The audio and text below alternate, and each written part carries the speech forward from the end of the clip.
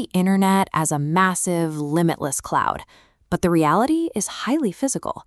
You can have a sprawling global network, but it all funnels into a single, highly vulnerable wire ending right outside your home. A couple of decades ago, we were fine pulling data through phone lines. A 56K dial-up connection gave you basic access, but it tied up your phone line and crawled through text pages. Today, our constant, heavy demands make that final connection between the internet service provider and your house the most critical part of the network. Industry engineers call this the last mile. ISPs heavily market their theoretical bandwidth, the absolute maximum amount of data a connection could carry. However, what you actually experience while loading a video is throughput, your real-world speed, and latency, the delay in communication. The physical last-mile infrastructure running down your street dictates these two numbers, regardless of the plan you pay for. Achieving a fast connection requires navigating the structural limitations of the specific wire or signal reaching your curb. Unlike downloading software, broadband is a physical utility. You cannot choose a technology that hasn't been built in your specific zip code. This chart plots your main broadband options. We have performance on the vertical axis and infrastructure availability on the horizontal. You can see satellite sits on the broad availability end with lower performance, while fiber maxes out speeds but has a limited local reach. Where you land on this map generally dictates your profile. You are either an urban performance optimizer, a budget-conscious pragmatist, or a rural user who is access challenged. To make an informed choice, you have to weigh your daily internet demands against the actual geographic constraints of where you live. Let's start with the cables already buried in the ground.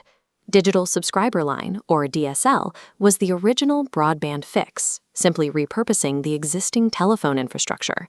But DSL relies on standard copper wires built for analog voice calls. That legacy material severely limits the maximum rate at which data can be transmitted. Copper also has a fatal distance problem.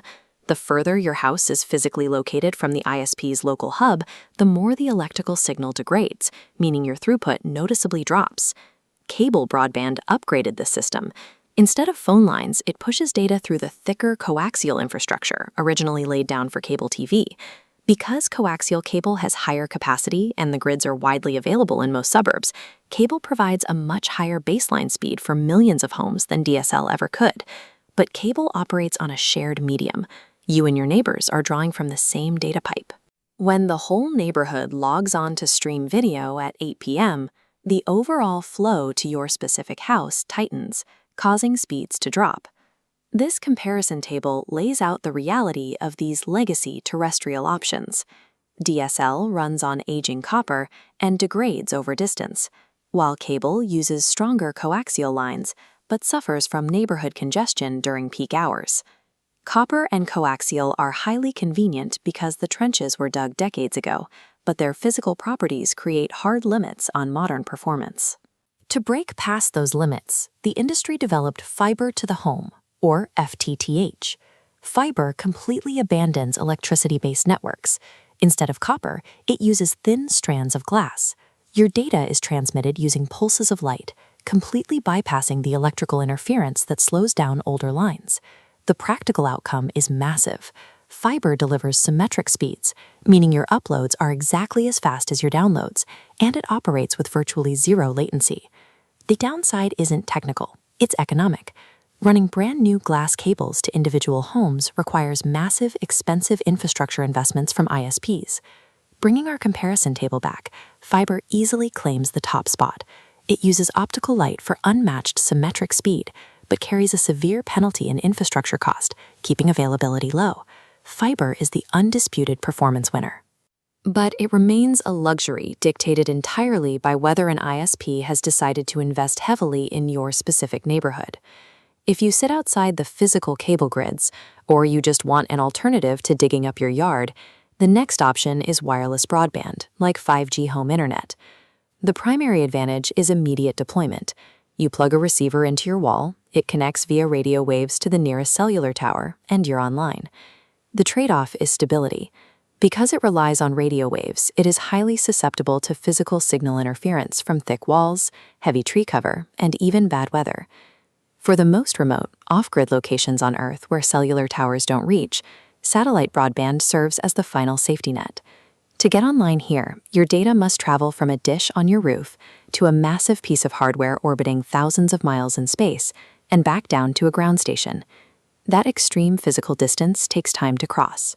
The result is consistently high latency, making real-time applications like video calls or online gaming nearly impossible.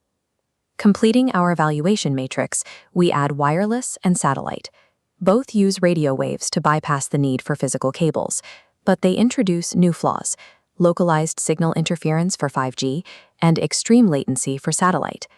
Cutting the cord solves the physical access issue, but it forces you to accept the unpredictable variables of weather, vast distances, and strict data caps. This decision tree maps technology choices by geographic reality and budget. If you are an urban user with high performance demands, your path is straightforward. Check for fiber first. If available, get it. Otherwise, default to cable. If you are a budget-conscious pragmatist who just needs basic streaming and email, paying for gigabit cable is a waste. A 5G home wireless plan or a basic VDSL package offers much better value. Finally, if you are access challenged in a rural area, try to exhaust your cellular 5G options first to avoid latency. Only default to satellite as your absolute last resort. ISP marketing sells hypothetical bandwidth, but your physical location dictates the actual throughput you experience. Map your own last-mile constraints before buying. Make sure you are investing in a network reality rather than an